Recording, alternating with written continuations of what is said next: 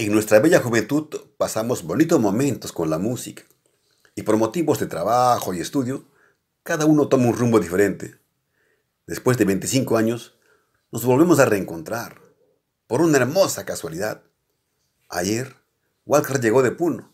Lucho hoy nos visita de sorpresa y el que habla llega hace 3 días del norte. Vamos a recordar esos años tan maravillosos que vivimos.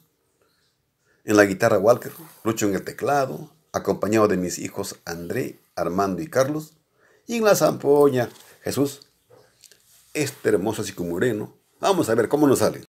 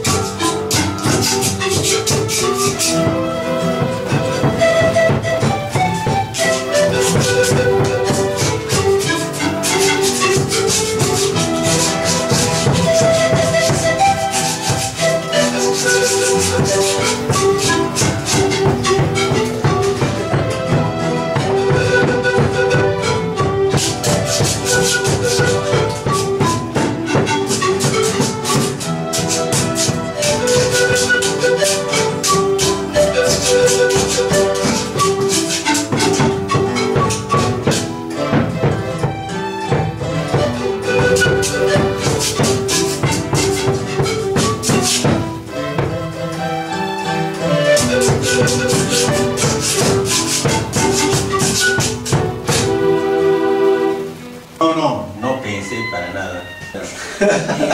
Porque también los 25 años, ya pues...